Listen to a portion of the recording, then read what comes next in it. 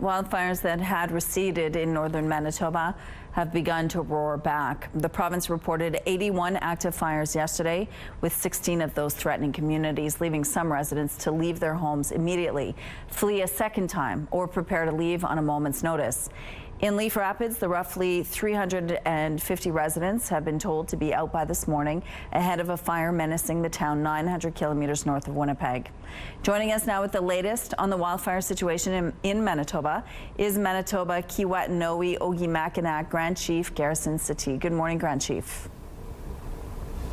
Thank you for being with us. Tell us what's the latest on the wildfire situation. Well, the situation remains critical, and our communities are still under threat with the lifting of the province-wide state of emergency. It continues to be a crisis, and then we're treating it as a crisis every day. I'm on the call with chiefs, and they're handling the situation to the best of their ability, a very strong leadership that we have, but the situation is still critical. This is the second time for some people, and they're being forced to leave their homes again due to fires. How are they handling this growing danger again? It is very difficult because it is a harrowing experience when you transfer 8,000 people into urban areas, and a lot of them left with just one set of clothes and very little resources, like financially. Resources, so it's been very difficult. And I know that a lot of them don't want to go through this experience again because it has been very difficult.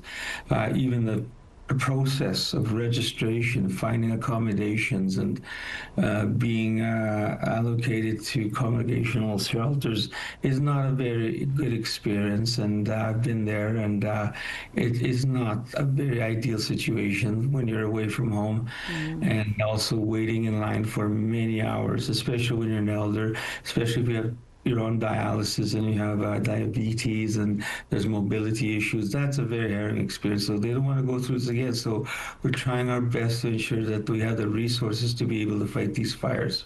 A lot of them had to go to Ontario, to Niagara Falls, to get accommodations.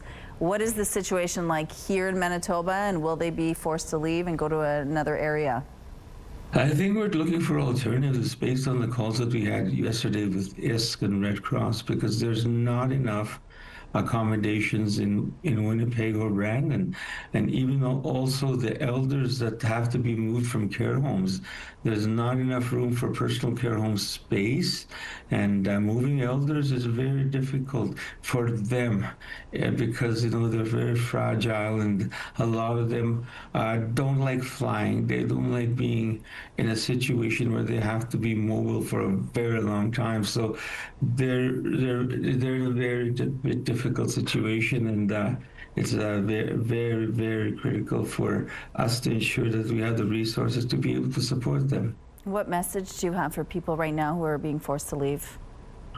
I think that we are trying our best, and we're trying our utmost to ensure that you are safe. Safety is the most important thing. It's not ideal situation to be displaced from your community, but I know that the leaders and the chiefs are trying, so be patient.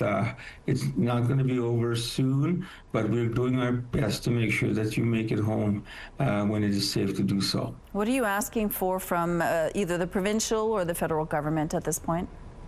We need to have increased resources. We have to be proactive. We have to mitigate the damages done to our First Nations, and we have to have the essential equipment that we need to be able to address these wildfires. Preparedness is the key thing that we need to concentrate on, because this is not the last time it's going to happen, and we need to be ready before it happens. Grand Chief, thank you for your time today. We appreciate it. Thank you so much.